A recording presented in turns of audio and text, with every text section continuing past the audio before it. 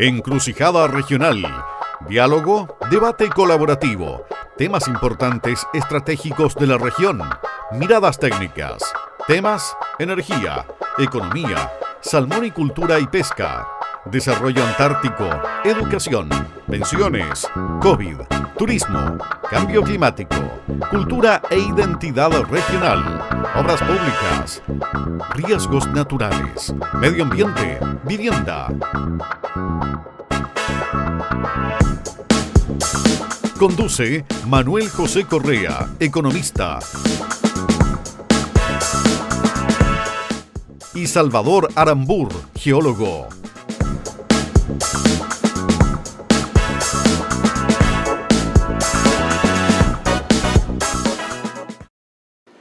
Muy buenos días amigos, aquí estamos nuevamente en un capítulo de Encrucijada Regional, post 18 de septiembre, espero que lo hayan pasado muy bien, que hayan disfrutado con su familia, haber hecho ricos asaditos, que hayan sido prudentes y no tan imprudentes con el alcohol. Así que, bueno, Salva, ¿cómo estás? ¿Cómo lo pasaste? Muy bien, también disfrutando las fiestas y nada, retomando aquí la pega en Encrucijada. Hoy día con una nueva escenografía, pues cambiamos de local. Estamos grabando acá en la guarida Motos, así que me siento en casa. Sí, gustosamente estamos acá en casa, ¿no es cierto? En tu casa y no pudimos estar en el Jacobs porque también afortunadamente el restaurante ahí de Jaime Jelincic, que siempre nos acoge semana a semana, tenía harta pega, por las fiestas, turistas que van llegando a poco, así que la verdad que no quisimos molestar y nos venimos acá a tu casa que... yo te voy a hacer publicidad, déjame. Acá nomás. Ya. Aquí estamos en la guarida en Ignacio Carrera Pinto. 1128. 1128, ¿no es cierto? Es entre... Quillota y Jorge Montt. Y Jorge Montt, cerca del Nanuc. Al lado, sí. Claro. Entonces aquí está la mejor tienda de motos y accesorios de motos de Magallanes. Y si no le gusta tanto la moto, por último puede venir a verlo. Y más encima hay unos autos antiguos de a principios de siglo que son fantásticos. Así que aquí lo va a pasar más encima súper bien. Y hay una cafetería para tomarse un café y hacer buenos amigos. Principio del siglo pasado. Principio del siglo pasado. Sí, principio del siglo pasado, perdón. Sí. No, si no estaríamos con un auto, no. Son unos Forte. El que tengo yo es del principio del siglo. Pero bueno, autos geniales, antiguos, como normalmente se conocían como las burritas, pero no, unos autos realmente increíbles están acá, que lo puede venir a apreciar y tal vez se tienta con algo más. Bueno, bienvenidos en todo caso. Y nada, seguro ya lo habrán visto en cámara, tenemos un gran invitado hoy día, Juan Carlos Gibbons, Charlie Gibbons para los amigos, el psicólogo magallánico de esos, magallánicos con la región tatuada en el... Magallánico hasta las masas. Hasta las masas. Que jamás diría Waldo Seguel. Claro. Si algo se dice Waldo Seguel, ¿cómo va a decir Waldo Seguel? Así es. Que ha hecho una tremenda labor junto a Martita en UNPADE. Ahí nos va a contar después un poco de eso. Pero la verdad, la invitación a Charlie, más que por el UNPADE, que vamos a hablar de eso también, es para hablar de un tema que siempre está rondando en el mundo empresarial, que es la responsabilidad social empresarial. ¿Qué es lo que se usa hacer hoy día, ¿no es cierto? ¿Qué es lo que se hace pero no es tan conveniente? Ahí tuvimos la suerte de trabajar juntos con Charlie en algún momento en esas cosas y creo que es una experiencia que vale la pena compartir. Sí. Así que Charlie, bienvenido. Muchas gracias. Bienvenido, Charlie. Pero bueno, responsabilidad social empresarial o responsabilidad social corporativa, como se quiera decir. Pero yo creo que si lo pensamos siempre desde el punto de vista de las empresas y una mirada de largo plazo, de desarrollo, de obviamente del negocio y de la sociedad, la responsabilidad social empresarial debería estar muy presente, ¿no es cierto, Juan Carlos? Cada vez más es poco probable que una empresa se sostenga en el tiempo si no es con una buena relación con la comunidad. La licencia para operar. Exactamente. Entonces, esa alternativa más bien filantrópica, quizás asistencialista que se tenía respecto a la responsabilidad social, la forma empresas aportaran a la comunidad ha ido cambiando hacia una perspectiva que no se puede sin la comunidad. Y en ese concepto el asunto sigue siendo que no sea un aporte buena onda o un gasto que hace la empresa en la comunidad, sino que lo perciba como una inversión que le va a permitir mantenerse mucho tiempo en su línea productiva y que esa producción, esa posibilidad de perdurar, también signifique progreso para la comunidad. O sea, lo que se considera como el ganar-ganar, digamos, o el valor compartido. Esos conceptos han ido evolucionando gradualmente, entonces se está saliendo, como decía, de lo que es la filantropía, de la gentileza, de ser amistoso, sino que algo que pueda ser medible, en que está generando progreso en todas las partes. Las empresas invierten porque son orientadas a una rentabilidad, además de entregar un producto a las personas o cual sea su línea, pero siempre no es, como se dice a veces, solamente orientada a una rentabilidad. Las empresas nunca están definidas en sus estatutos como orientadas a generar utilidad, están generadas a entregar un servicio, un producto que resuelve algo de los demás. Así siempre están definidas. De hecho, cuando se plantea que las organizaciones sean con fines de lucro o sin fines de lucro, yo creo que nunca van a encontrar una escritura que diga orientada al lucro, porque siempre están orientadas a generar servicios o productos. O sea, y algo que tenemos tan difundido como entendido que uno con lucro o sin lucro, en realidad ninguna está orientada al lucro formalmente. Bueno, los servicios tienen que ser orientados a satisfacer, como decía, necesidades de la comunidad. La empresa tiene que sentir que cumple sus objetivos también, y en esa visión de valor compartido es como se está entendiendo la responsabilidad social en la actualidad, no como era anteriormente. Sí, con Salvador hicimos algunos trabajos en que pusimos ciertas condiciones, y eran bien curiosos, porque veíamos que en algún minuto generamos aportes que casi parecía que teníamos una visión social de izquierda, y no la estábamos teniendo ni de izquierda ni de derecha. Y de repente llegaban grupos que parecían que fueran más bien de derecha a pedir un aporte como si ellos fueran de izquierda. Era una confusión muy loca. Y nosotros pusimos condiciones en la forma en que trabajamos con la comunidad, en que de alguna u otra forma generara fortalezas en los grupos y en los individuos. Entonces siempre poníamos condiciones de cómo usted se va a hacer cargo, cómo va a participar, cómo usted desarrolla, no que me viene a pedir para que reciba pasivamente. Y eso fue un proceso que tuvo sus dimes y diretes, sí, pero en algunas experiencias eso se manifestó en trabajos con jóvenes que hicimos, por ejemplo, en encuentros con la bicicleta, en los campeonatos, hicimos varios campeonatos mundiales de BMX, vinieron los mejores del mundo, pero nosotros nuestro trabajo principal no era el evento, sino que era la construcción que se hacía a través de los grupos de la comunidad que iban desarrollando capacidades, autoconfianza en los individuos, capacidades de trabajo en equipo, se tenían que relacionar con la comunidad, con los vecinos donde iban a hacer los eventos, tenían que relacionarse con ellos. Nosotros poníamos condiciones para que ellos fueran generando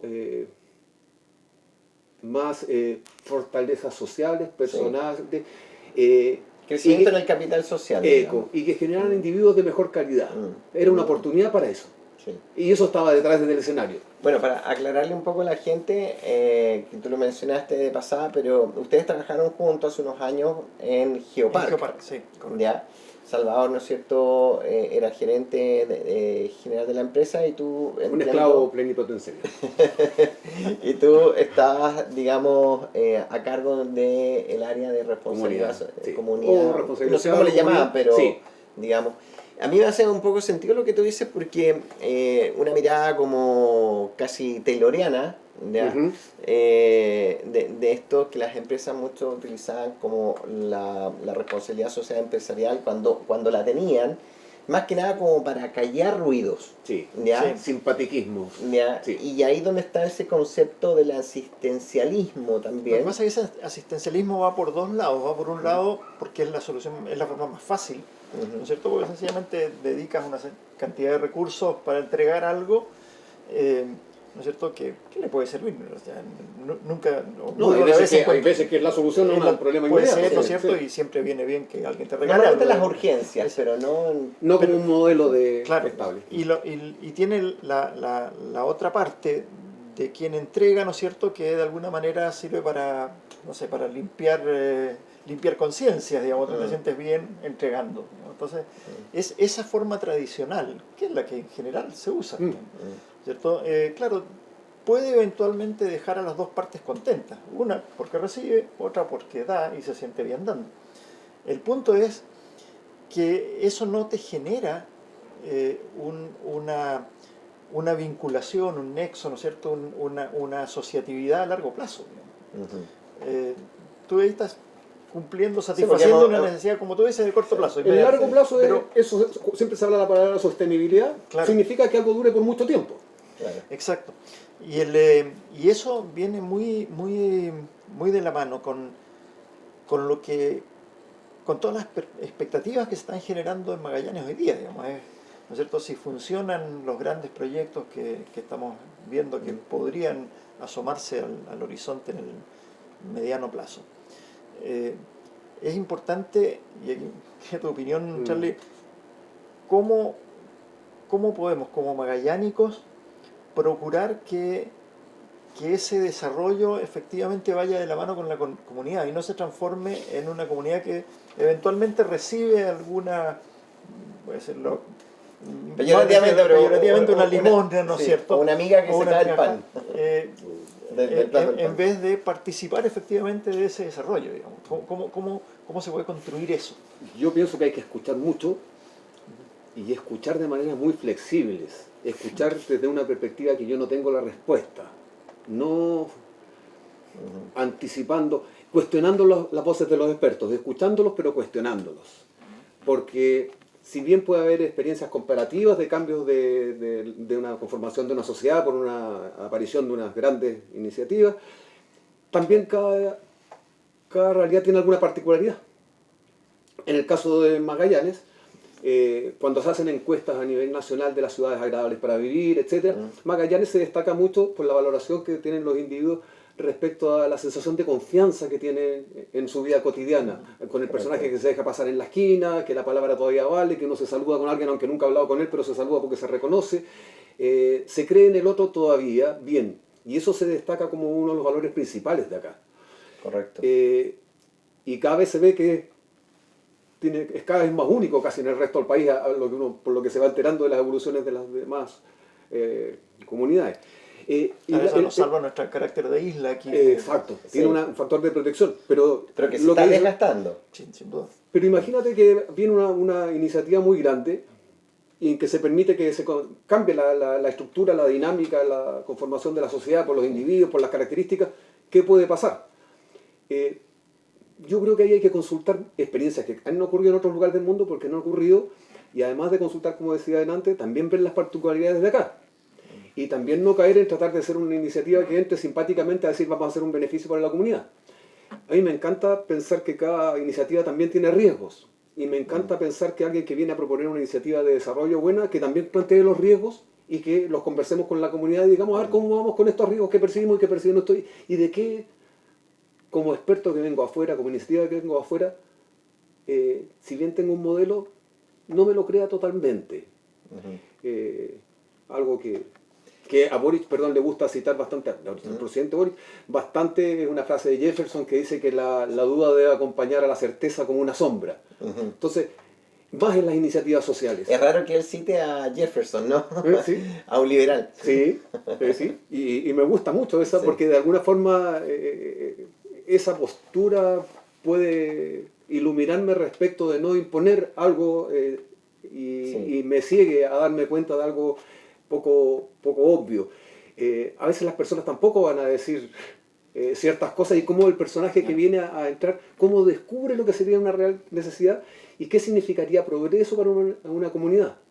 El progreso tiene varias aristas, ¿no es cierto? El desarrollo económico, las industrias, etcétera, pero también el progreso tiene que significar, en primer lugar para mí, la mejor calidad de vida para los individuos, y eso es bastante subjetivo muchas veces.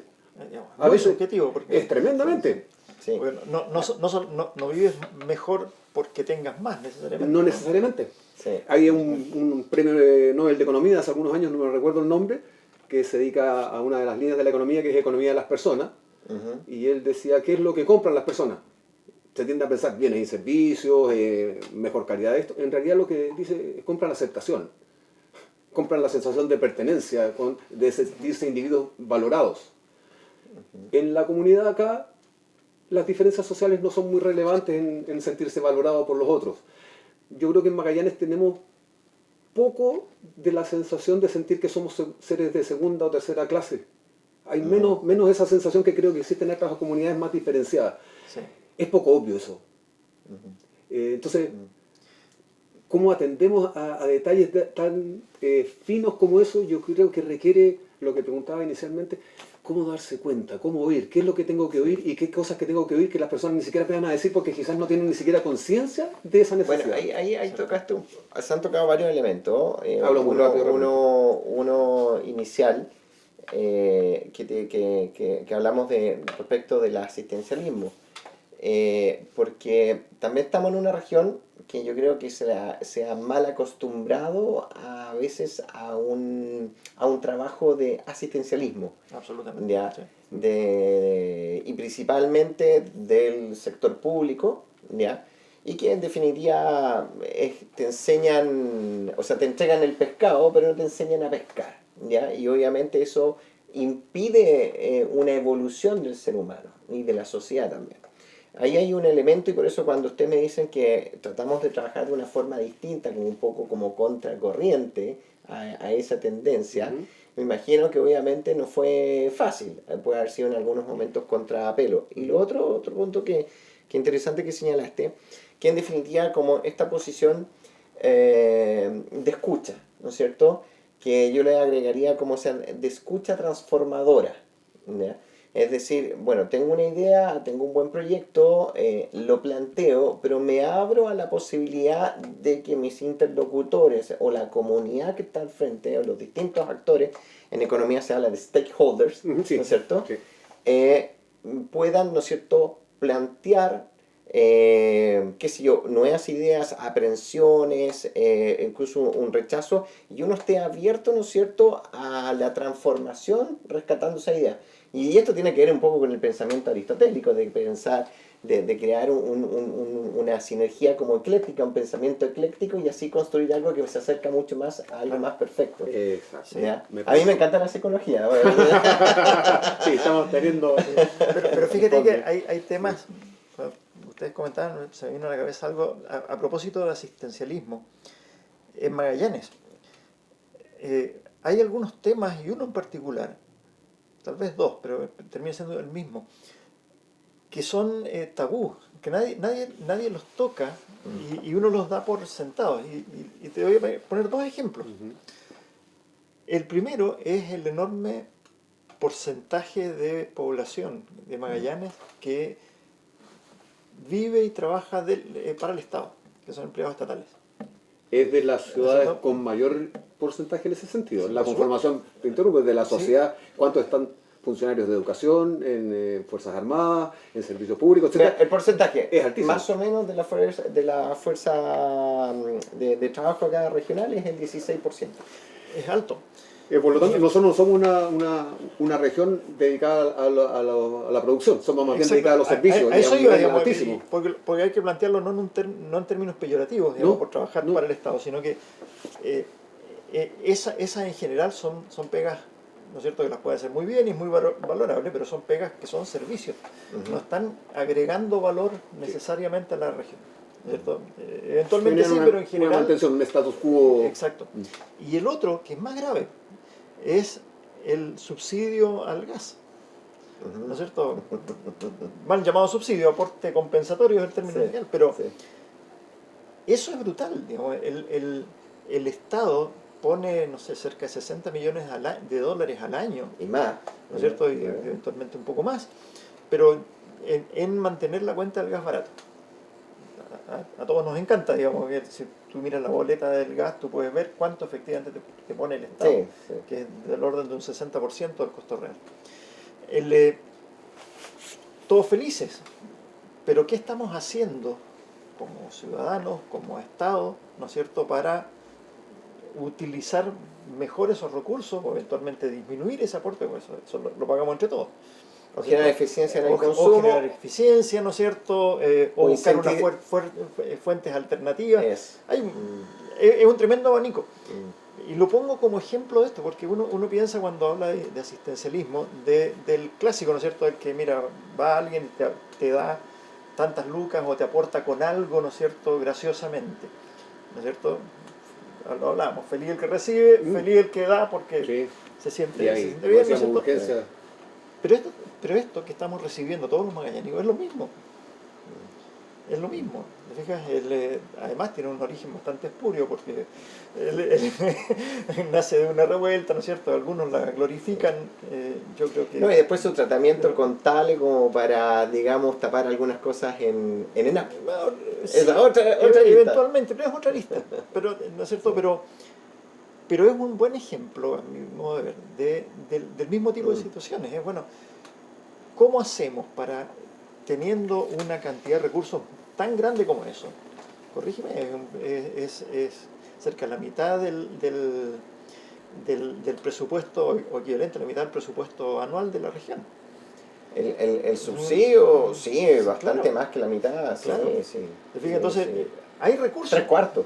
Claro. Entonces, no es un problema de que no haya plata. Están esos recursos. Bueno, ¿cómo hacemos para gastarlos bien? Y aquí entramos a lo mismo. Es, bueno, ¿cómo hacemos para que, no en este caso una empresa, el Estado, ¿no es cierto?, para que efectivamente esos recursos se gasten de la mejor manera, agregando valor? ¿No es cierto? ¿Qué podemos hacer? ¿Puedo llevar esto a un terreno más de un PADE? Sí, Relevante adelante. sí.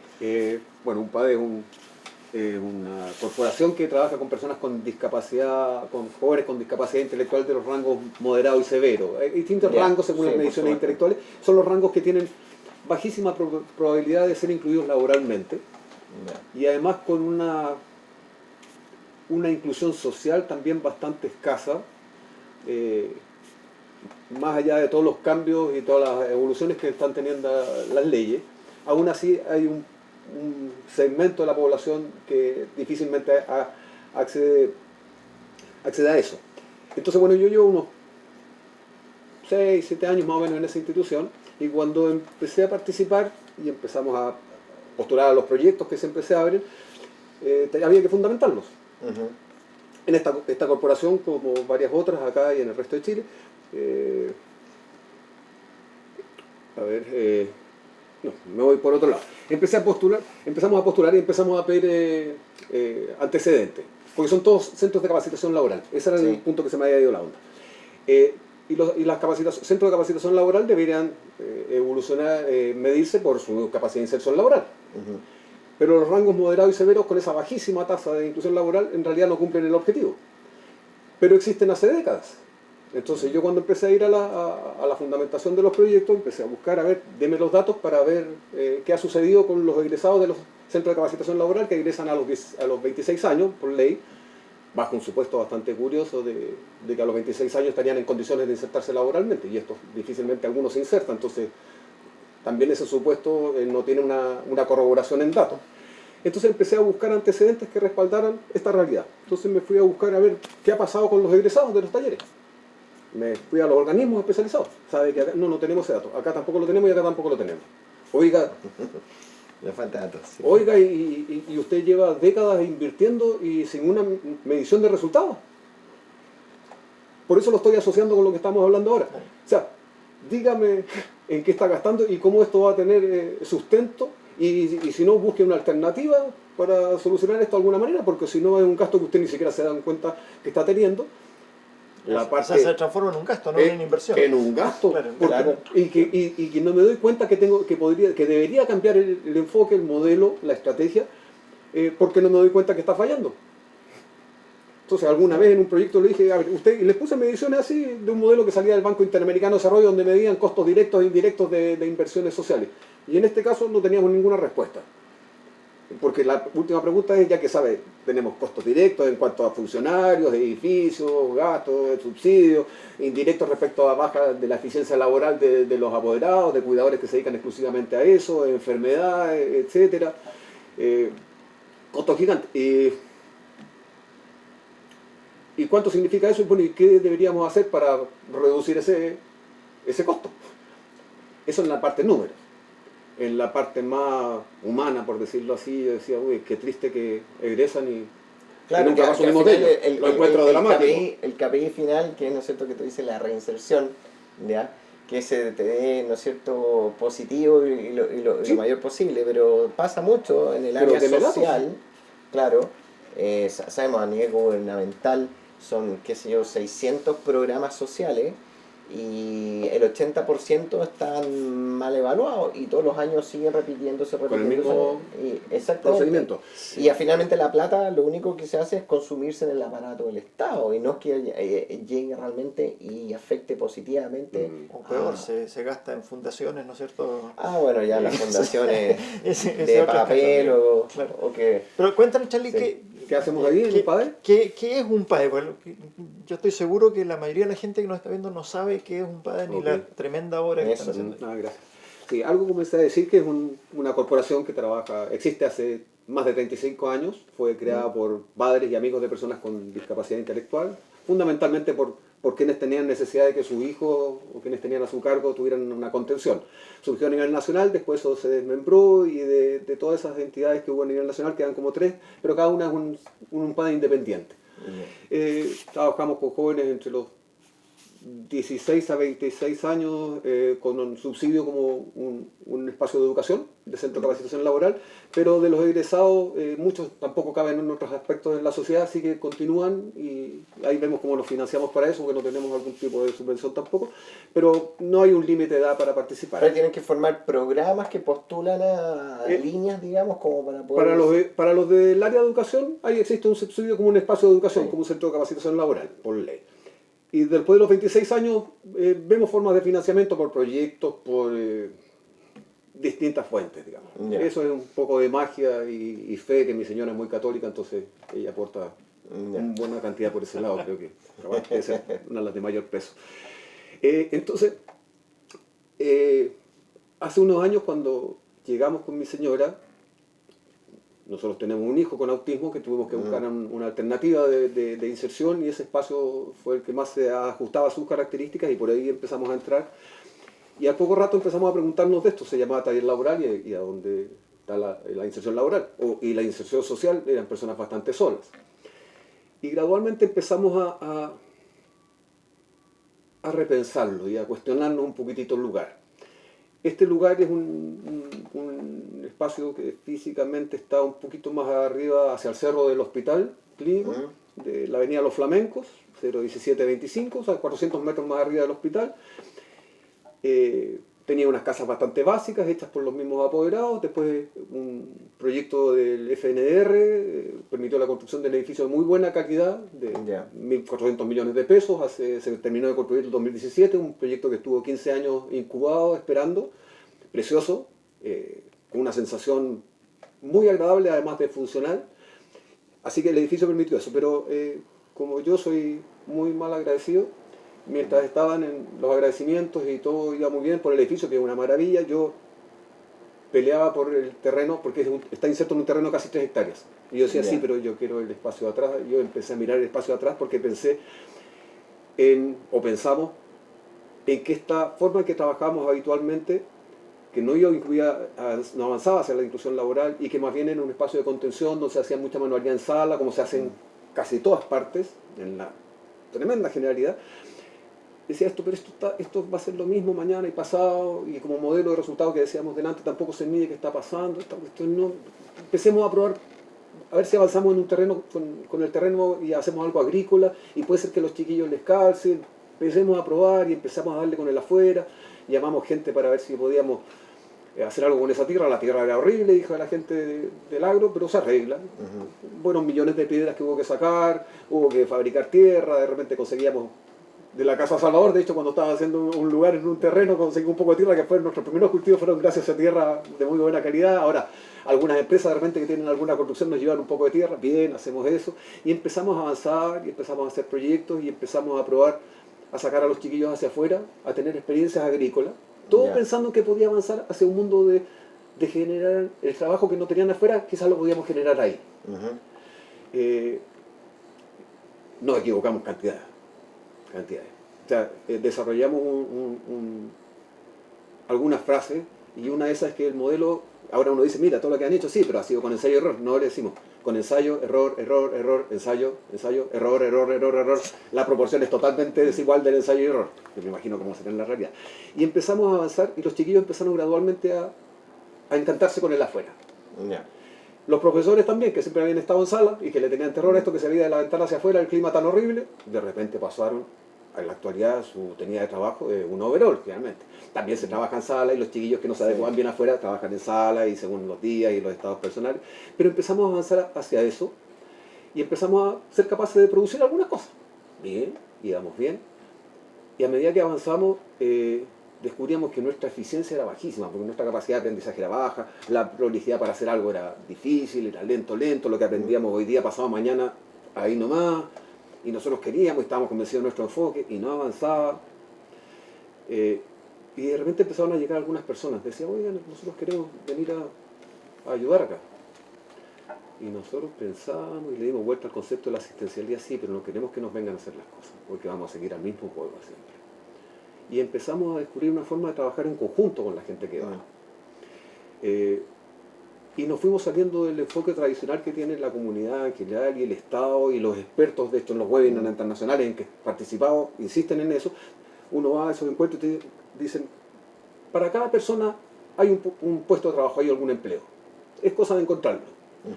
Entonces yo, ok, partía, me reunía con los apoderados, le decía, ¿saben? Me acaban de decir esto y ellos asesoran estas instituciones especializadas en insertar a los jóvenes y los apoyan en todo el proceso. Ah, sí, sí, mire.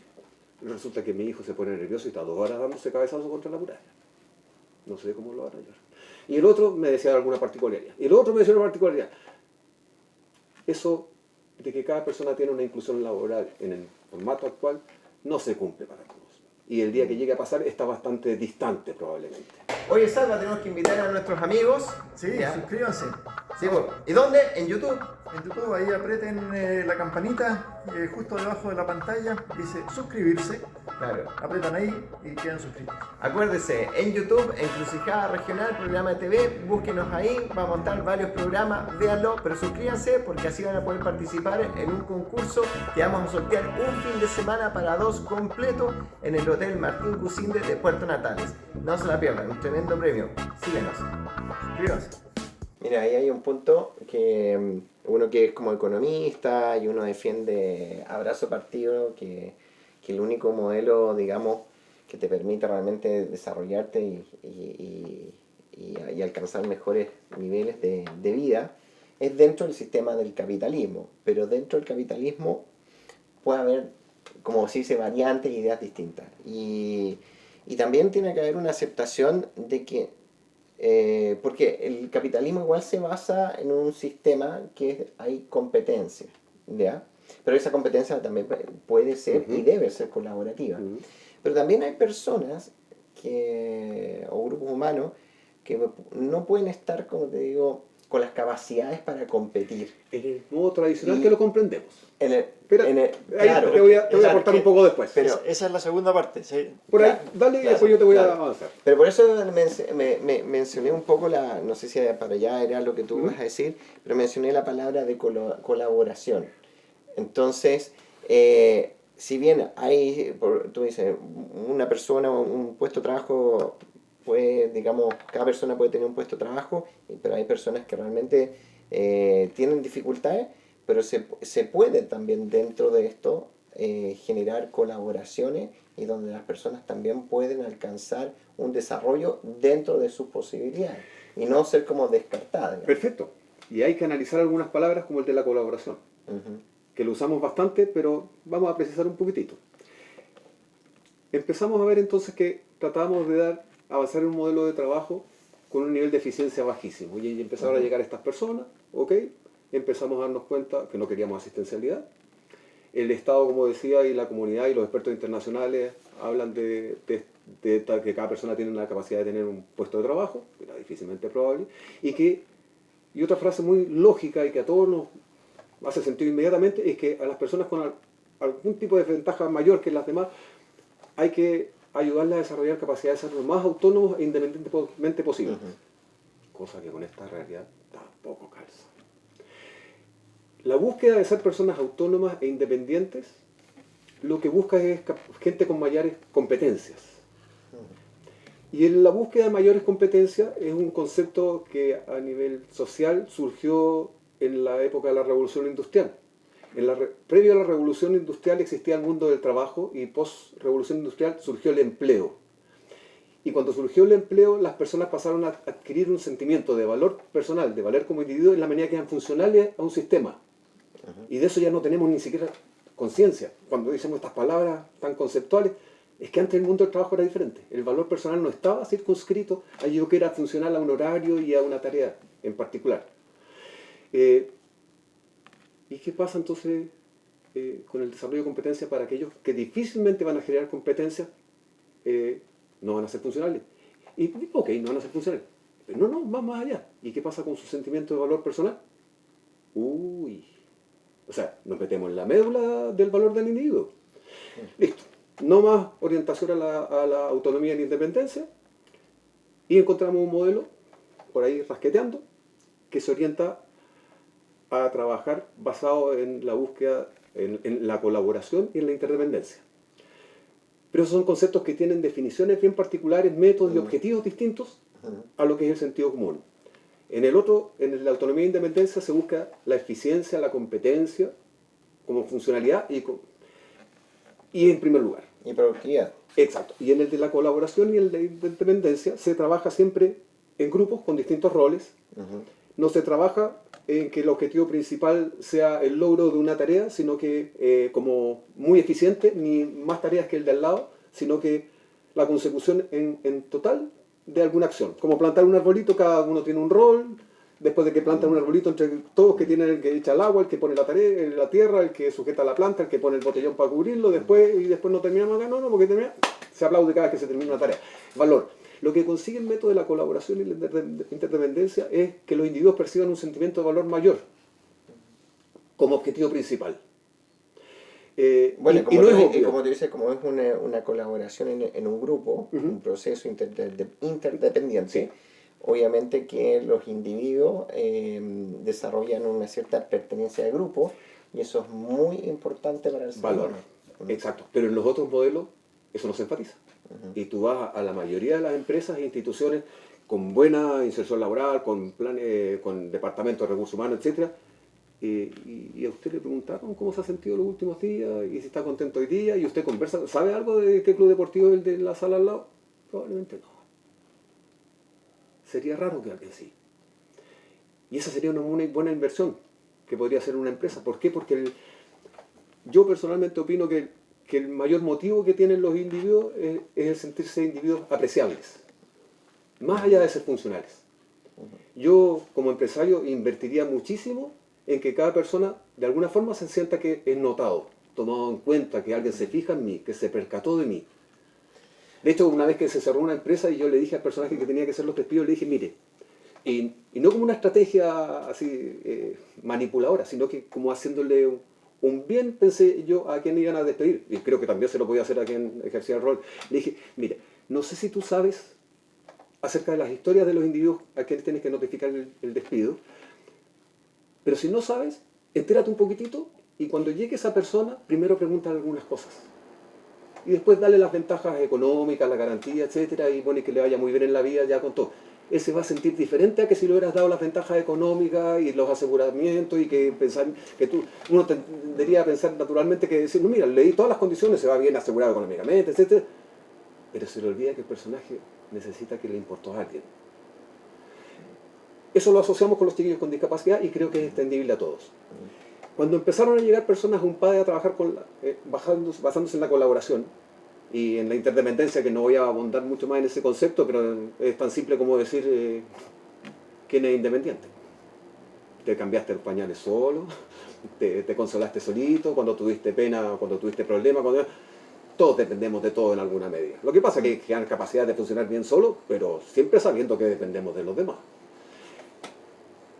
Esos conceptos, es para estrujarlos bastante, tienen consecuencias prácticas y consecuencias en la sensación de cómo uno vale. No son solo poesía, creo que tienen un correlato práctico. Empezaron a llegar grupos de la comunidad, le dijimos, no queremos que nos vengan a hacer las cosas que algunos entienden que le vamos a ir a hacer a los otros, algunos le llaman voluntario, algunos incluso colaboración. No, para nosotros colaboración es trabajar en conjunto y que los individuos perciban sentimiento de valor como principio principal. Empezaron a llegar ellos, personas, algunos ocasionalmente, algunos con su familia, etcétera, etcétera, y sucedió algo, bueno, que teníamos mano de obra para aumentar la productividad, bien, etcétera. Nos fuimos dando cuenta de a poquitito que los chiquillos parece que trabajaban el triple cuando iban grupos de la comunidad que cuando trabajaban con nosotros. Solamente cuando yo miraba lo agrícola, no, si le hace bien, sí, pero cuando llegaban las personas y estaban con ellos, la felicidad era otra, porque eran personas que no tenían muchos espacios. Listo, hubo que darse cuenta de eso, y yo no lo veía, y pues lo que hablábamos delante, de cómo uno se empieza a dar cuenta, cómo uno asume que no sabe las respuestas en lo que está, sino que tiene que estar atendiendo cómo van dándose los fenómenos. Y hubo una empresa en particular de muchas personas que han participado, y siguen participando varios, que un día llega después de una experiencia de un buen tiempo, 1 año y medio que habían estado yendo, y dice, ¿sabe? Nosotros nos estamos dando cuenta como empresa que a nosotros nos está haciendo bien como institución. Y hablan con su abogado, después de una gran pelea, establecen en el contrato de que cada persona que se incorpora a la empresa va a aportar una cierta cantidad de tiempo de su jornada laboral en trabajar con un padre. Y creo que con un par de instituciones más que están. Y entonces van gente de distintos departamentos que habitualmente no se relacionan entre ellos, por lo tanto también pasa a ser una oportunidad para que gente que nunca se ve estén en conjunto ahí. Van durante 1 hora y media, después van de otro departamento, por lo tanto a cada persona de la empresa le toca como 2 veces en el año. La idea es que no sea una visita ocasional, que pase algo de nuevo. Están ahí, trabajan 1 hora y media, etc. Con un modelo que hemos ido puliendo. Y en ese modelo lo que nosotros buscamos es que las personas que van tengan la oportunidad de percatarse de cosas de las que no se percatan en su vida cotidiana porque no tienen la oportunidad. Estar con personas con esos rasgos hace que se tengan que cuestionar necesariamente. Nosotros procesamos esa experiencia cuando terminamos la jornada de trabajo y lo que pretendemos además es que eso se proyecte a su vida cotidiana, en su institución, en su vida social. Ese darse cuenta de lo que habitualmente no me doy cuenta se posibilita muy bien a trabajar junto con ellos. Y yo creo que ahí lo junto con lo que decía delante en términos más capitalistas, yo creo que esta empresa, y estamos tratando de medir eso, se empieza a olfatear de que pueden ser más eficientes financieramente si a las personas, a sus funcionarios, 2 veces al año, durante 1 hora y media, tienen la oportunidad de hacer esto.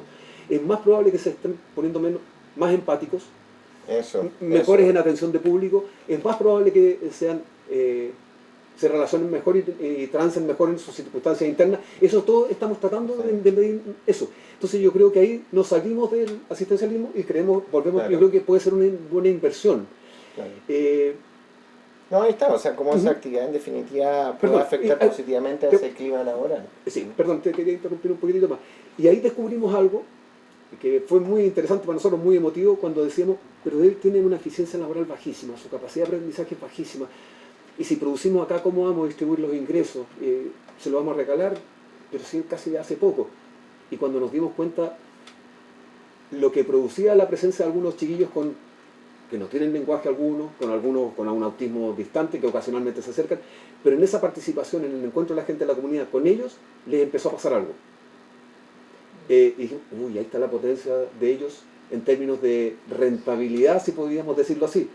Ese rol no lo hace nadie mejor de ellos. Nadie te invita tanto a recapacitar y darte cuenta de...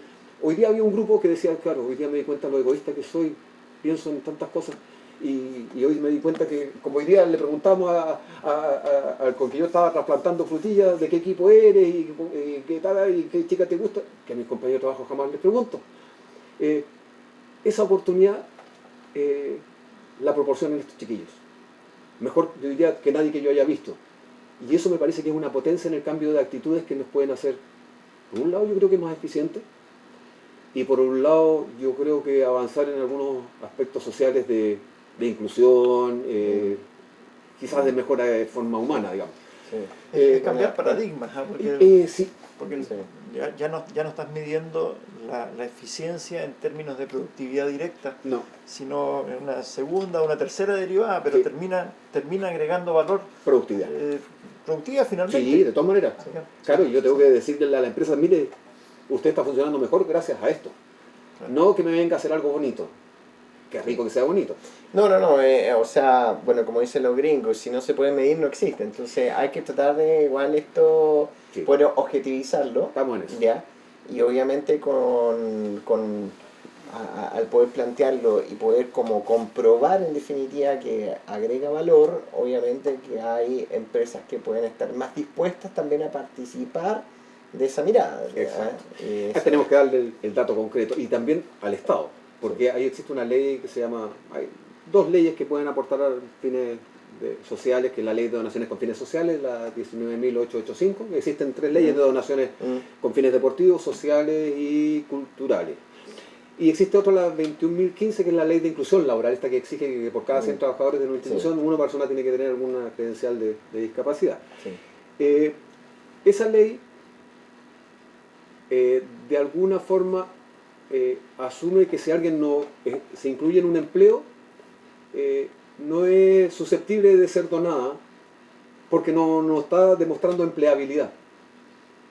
Pero resulta que los míos no tienen empleabilidad.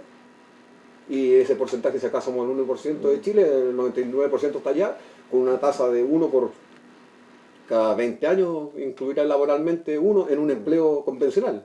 Alguno habrá durado una semana, etcétera, pero entonces tenemos que ser capaces de mostrar que esta forma de generar ingresos en un espacio diferente, con gente de la comunidad que va a trabajar con ellos, que genera una productividad y que genera una productividad para los otros, sí es susceptible de donar porque es una forma de trabajo distinta. Sí. Pero para algunos expertos todavía dicen... No lo mides en kilos de frutilla producidas. Y nos dicen, no, pues eso es una especie de estrategia que se salta al espíritu de la ley, que es el de la inclusión laboral. No, es que esto es inclusión laboral de otra forma. Deje de verlo con el empleo, la única inclusión laboral. Lo que pasa es que, Juan Carlos, a mí me tocó, tocaste algunas cosas que a mí me hacen mucho sentido, porque he podido estar en las dos veredas. Uno como director del Instituto Nacional de Deporte y estar a cargo de la ley de donaciones deportivas del país. Ya. Entonces, te encontrabas con inmensas barreras en la interna, sobre todo de lo que pudimos hacer estoy hablando, la verdad que en el gobierno de Piñera 1, y que logramos aumentar la donación deportiva, pero gigantesco, o sea, de tener unos cuantos miles de millones a estar cerca de 20.000 millones, qué sé yo, más de 10.000 millones más en el aporte de empresas. Pero después, claro, se toman todas estas cosas a veces como ideológicas. Entonces se toma como, no, es que la empresa está eludiendo el pago de impuestos. Y de hecho, me acuerdo la ministra que entró a reemplazarnos en ese tiempo en el instituto y en el Ministerio del Deporte recién creado, con esa política la ley de donaciones se fue a piso. ¿Ya? O sea, estaba en 20.000 millones y bajó a menos de 10.000. Porque en definitiva el criterio era no, que las empresas están colocando lucas para no pagar impuestos. Entonces, y rompen o matan a la gallina de los huevos de oro. Po. Y después uno dice, ¿por qué los clubes deportivos, los barrios o en distintos lugares no reciben fondos como para desarrollar estas cosas? Que, por ejemplo, en el deporte empresa, por ejemplo, que había una línea para hacer el deporte empresa. Oye, los empleados con esto podían recibir fondos de la empresa para generar actividades fuera del horario de trabajo, pero que generaba también mucho vínculo entre ellos mismos. Y obviamente como que te ponen la camiseta y eso ayuda también en el performance de tu trabajo.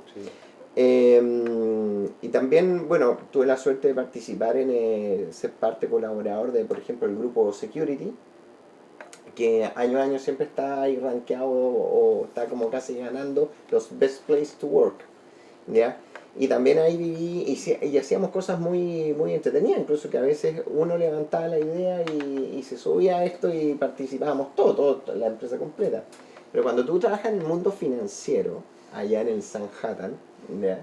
Estás, ¿no es cierto?, con una buena oficina, vista la cordillera y estás todo el día manejando, en mi caso, de repente hasta miles de millones de dólares en el año, ¿ya? Pues que perder mucho la perspectiva de la realidad. Pero ¿qué hacíamos también en el security? Por ejemplo, los fines de semana, nosotros de nuestro bolsillo, ¿no? La empresa a veces colocaba, pero normalmente nosotros bolsillo, que teníamos buenos ingresos, comprábamos casas, de las media aguas, ¿ya? Y partíamos nosotros a construir las medias aguas con la comunidad en barrios vulnerables. Y nos pasamos el fin de semana, sábado y domingo. Entonces también va generando una sensibilidad, una apreciación distinta, y también esa como inclusividad de no generar como distancia o ese discurso de clases sociales. Eso se aprende viviendo en directo, claro, teniendo la experiencia. Claro. Pucha, tantas cosas de experiencia personal. En Solvencia me tocó dirigir una empresa como gerente general, como tú decías, el esclavo plenipotenciario, también ahí era.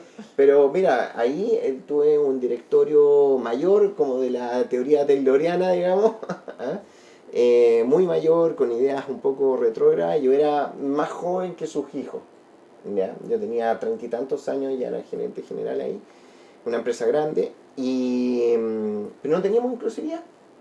Entonces yo llamé a una ex directora del servicio de la discapacidad, que había sido del gobierno de la presidenta Bachelet. Nos reunimos, hicimos un encuentro, ella tenía una fundación en Santiago, y empezamos a incluir en los call centers, y empecé a meter en los call centers personas ciegas, ¿ya? O no videntes, como se dice, ¿ya? Y ¿Le gusta que le diga ciega? Sí. Lo que pasa es que hoy no, pero las personas, tú hablaste de discapacidad y se tiene que hablar de capacidad diferente. Una cosa que no sea ofensivo. Sí. Pero ellas piden eso más. Oye, y hubo que hacer algunas adaptaciones, qué sé yo, pero el sistema, y funcionaban súper bien, porque lo principal, tú tienes unos teclados que son botones que son particulares para ellos, pero sobre todo es la voz y el oído, y eso ellos lo tienen. Y funcionaban súper bien en los call centers. ¿Ya? Pero yo tuve muchas resistencias de parte del directorio, y hasta que ya pude, que los metí sin permiso, porque los mandé a la cresta, ¿ya? Y lo hice igual, ¿ya? Y para todos callados en la empresa, tenía que ser para escondido, ¿ya? Y después aparecí con los números, ya, ahí ya no me echaron, por lo menos. Sí, requiere hacer cosas que en su momento parecen locuras, ¿no? Sí. Ciertos cambios requieren hacer cosas, lo que decías tú, cambios de paradigma, pensar las cosas en distinto. Salirse de la cajita. Sí, cosas que de lo más difícil que hay. O sea, y eso requiere sentir que no tengo la razón. O que tengo algo de la razón. Tengo confianza, sí, pero dudo. Y eso quizás permita que yo me dé cuenta, que oiga, que me percate de otras cosas que requiere mucha humildad finalmente, porque si tú partes del concepto de que te las sabes todas, digamos que eres lo más capo, lo más probable es que te des un portazo. Es lo más probable. ¿Sabes qué? Mira, a nosotros, yo sé, Salvador le gusta estar leyendo, bueno, eso es algo, esa es una afinidad que nosotros tenemos, nos gusta estar cuestionando las cosas, estar conversando, y uno estudia, a mí me gusta estudiar, y cuando realmente tú lo tomas, todos tenemos un ego, lo importante es de tenerlo como medio amarrado, que no se escape, claro, pero el ego siempre existe en las personas.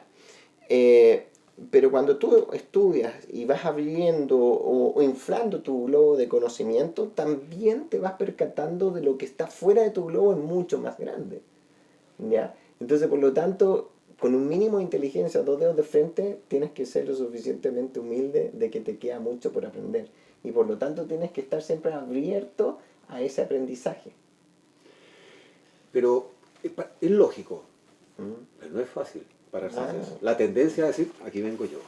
Sí, no, y quiero que se fijen. De repente hay situaciones que hay que mostrar el como dices pecho. tú, es un combate ahí con los demonios. Sí. Hay situaciones duras que de repente hay que inflar un poquito, sacar el pecho paloma, porque a veces la vía hay que pegar unos cuantos codazos para imponerse, pero en general, humildad, orgullo de lo que uno sabe, agradecimiento de las capacidades que uno recibió, ¿no es cierto? Y de lo que ha conseguido, porque mucho de eso es gracias a muchas ayudas. No ser mal agradecido. Si tengo un talento para algo, ojalá lo ponga a disposición. Sí. ¿Y cómo? Perdón. No, yo quería hacer una pregunta a ustedes, digamos. Acá en la región, ¿qué empresas podemos destacar para no decir las que no estaban haciendo nada, pero ¿qué empresas podemos destacar que pudiesen estar en esta línea que estamos conversando, o que se acercan, o que lo están intentando?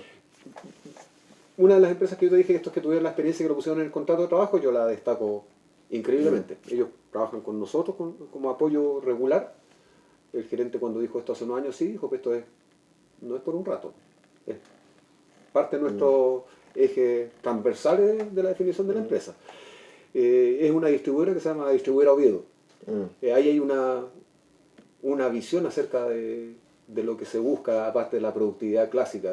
Si uno va y ve el edificio con las ventanas que tiene para el funcionario de bodega, que tradicionalmente cerrado, es un espacio en que el tipo tiene una sensación de una vida agradable. Van regularmente los grupos a participar, tienen un comité de responsabilidad social entre los mismos funcionarios. Ahí hay un clima de una visión especial.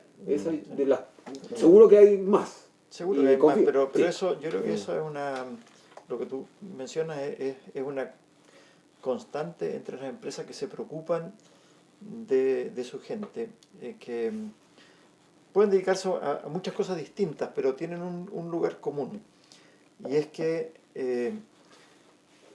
hay empatía entre los funcionarios. O sea, de pronto, no sé, el gerente quizás no se conoce el nombre de pila de todos, ¿no es cierto? Pero sí se nota cuando qué sé yo, se acerca a conversar con de repente el empleado que está en el último lugar de la fila, ¿no es cierto? Y tiene un tiempo para conversar, tiene no sé, una cercanía, digamos. Lo peor que puede pasar en una empresa es cuando existen estas gerencias que son semidioses, digamos. No sé, mi experiencia personal, yo digo, algo que creo que es muy importante es eliminar el trato de don, por ejemplo, dentro de una empresa. O sea, no tiene por qué haber una separación tal que tú generes, no sé, un estamento que son los semidioses, ¿no es cierto?, y otros los mortales. Si todos están aportando a la empresa en la distinta medida, ¿no es cierto?, y claramente la gratificación o retribución que reciben también será distinta en función de lo que aportan. Hay todas unas métricas que tú puedes tener perfectamente claras, pero si estás metido, y es válido para la empresa, para la familia, para todo, si estás metido en una empresa en una sociedad en que estás jerarquizando al nivel de que cortan los puentes entre el que está más arriba y el que está más abajo, estás destruyendo valor, ¿cierto? Sí, hay un respeto mínimo como persona, ¿cierto? Que hay que construirlo, porque no es automático. Y en una sociedad como la chilena es aún más difícil, porque el chileno es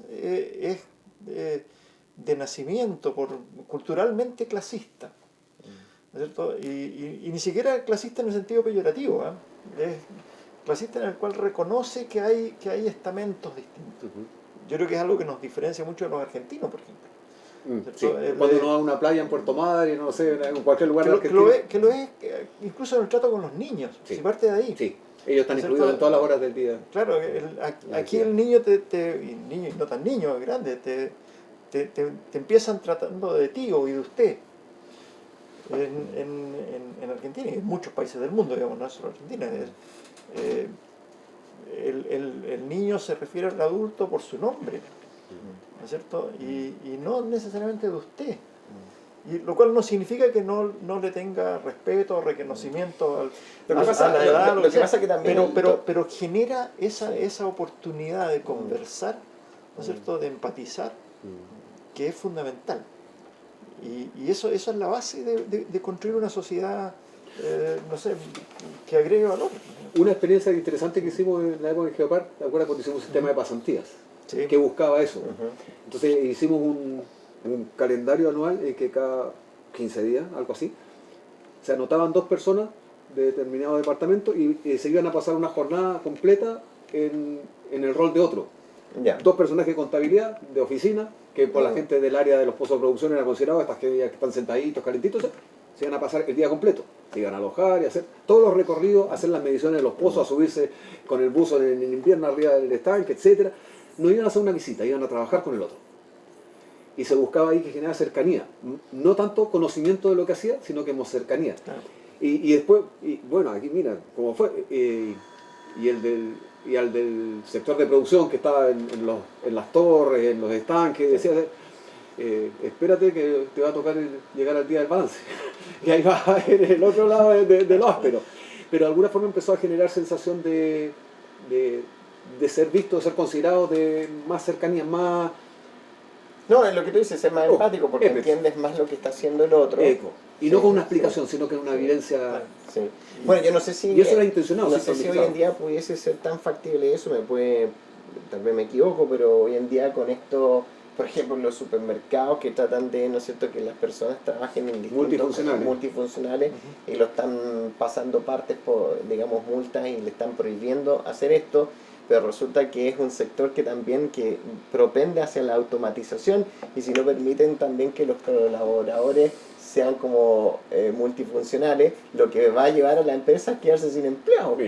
Entonces, ahí hay cosas creo que muy mal pensadas, pero sí, estoy de acuerdo. O sea, creo que hoy en día cuando uno mira las empresas que son más horizontales, estructuras así matriciales, horizontales, como quieran llamarse, menos jerárquicas, ¿no es cierto? Sí, pero ojo, tienen mejor performance, mejor desempeño también. Sí, pero ahí hay que tener cuidado siempre de no confundir jerarquización, ¿no es cierto?, en el sentido de las responsabilidades que claro, ¿no es cierto?, claro. Con el sentido de generar esas diferencias en las cuales, porque las diferencias existen y incluso es bueno que existan, ¿no es cierto?, porque hay roles distintos, hay responsabilidades distintas, ¿cierto?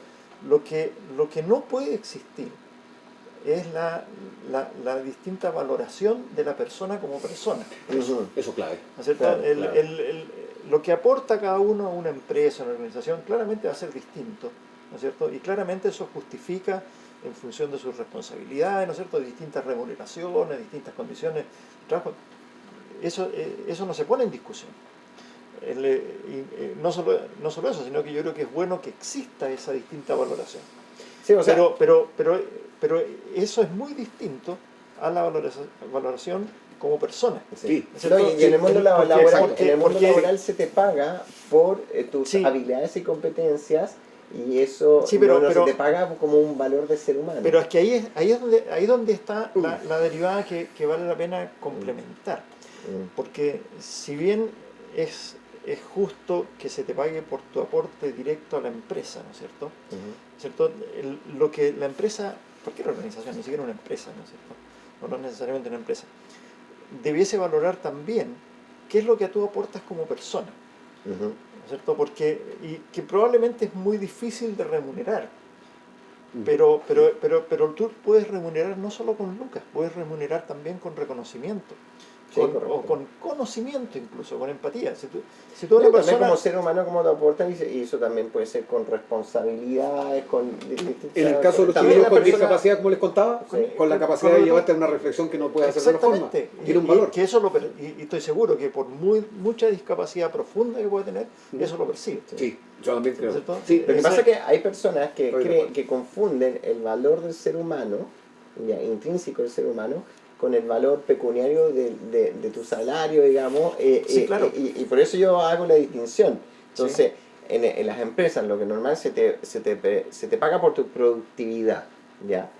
Pero y no se te está pagando por tu valor, pero sí hay un valor como tú eres, como tratas y cómo te relacionas con los demás, que sí impacta o genera una externalidad positiva. Pero todavía tenemos esas diferencias salariales gigantes que ilustran de que estamos financiando por las diferencias de competencia y no por otras características también. Pero las diferencias no son necesariamente malas. Se pueden explicar. El punto es el otro, es cómo valorizas lo que te aporta cada persona como persona. Cuando uno le ha tocado la difícil tarea de despedir a alguien, ¿cierto? lo ponías un poco como ejemplo recién, y es súper importante, digamos, si tú, pues, muchas veces no queda otra que despedir a alguien. Puede ser Obvio, por no, razones sí, de sí, empresa, ¿no es da lo cierto? mismo, Puede ser porque sencillamente se mandó una cagada y hay que despedirlo, ¿no es cierto? Pero en la medida en que tú explicas eso a la persona, ¿no es cierto? Mira, esta es la razón, con la verdad, esto es lo que pasó, ¿cierto? Con todo lo doloroso que es, y me ha tocado vivirlo de esa manera, puedes seguir siendo tan amigo como eras, digamos, o sea, a mí, de hecho, me ha tocado la dolorosa tarea de despedir a amigos, amigos entrañables, decirles, ¿sabes qué, viejo? Lo siento, pero por tal o cual razón te tienes que ir. Y si tú lo haces bien, puedes seguir siendo tan amigo como antes. Yo creo que eso tiene que ver con que a ti te importe eso. Es que, Ponerlo como... es la única manera que funcione, digamos, si no, no... Oye, señores, pero hay que darse cuenta que... Les tengo una mala noticia, es eso sí, que nos tenemos que ir. Bueno. Nos tenemos que ir. Se nos fue el tiempo ya hace algunos minutos. Y estábamos empezando con la rosca ya. Y ahora se está poniendo bueno. Oye, pero ¿te acuerdas que de repente aconsejamos libros? Sí. Y yo traje uno que me parecía interesante y pensando que podía salir algún tema de esto. Entonces traje Ontología del lenguaje de Rafael Echeverría. Sí. Seguramente lo conoces. Claro. Sí, muy buen libro. Yo estudié con él. Ya. Porque hice ahí un postítulo también en el área de psicología. Y él fue mi profe. Así que muy interesante. Los Biblias de los coaches. Sí, y aquí justamente habla un poco de eso, de ese proceso transformador, de uno puede tener un juicio sobre algo, pero que ese juicio sea como una afirmación, te deja como muy cerrado y no te permite esa transformación. Sí. Y obviamente lo que necesitamos sobre todo en nuestra sociedad, es generar juicios de confianza. Y eso es lo que falta mucho en nuestra sociedad, en la sociedad chilena, generar confianza entre nosotros. Entonces yo lo pondría como, si vamos a generar inversiones, ojalá que las grandes empresas o las grandes iniciativas generaran confianza. En que el individuo sienta más confianza, que nuestras relaciones se basen en más confianza, que haya confianza en... Eso creo que lo hace sostenible, agradable, con sentimiento de sentirse importante y valioso en la vida. Que te crean. Entonces, cuando a mí la pregunta, ¿en qué invertiría? En hidrógeno, en pesca, en confianza. Sí. Bueno, Salva. Bueno, Carlos. nada. Gracias, Charlie, por los consejos y la charla, como siempre. Dicen que los psicólogos no deberían dar consejos, es lo peor que le pueden decir a un psicólogo, pero no bueno. Pero los amigos sí, así que eso se aprecia. Gracias por la invitación, lo he pasado bien. Bueno, y nos estamos viendo en el próximo capítulo de Encrucijada Regional. Chao, amigos. Chao, chao. Encrucijada Regional. Diálogo, debate colaborativo. Temas importantes estratégicos de la región. Miradas técnicas. Temas: energía, economía, salmonicultura y pesca, desarrollo antártico, educación, pensiones, COVID, turismo, cambio climático, cultura e identidad regional, obras públicas, riesgos naturales, medio ambiente, vivienda. Conduce Manuel José Correa, economista. Y Salvador Arambur, geólogo.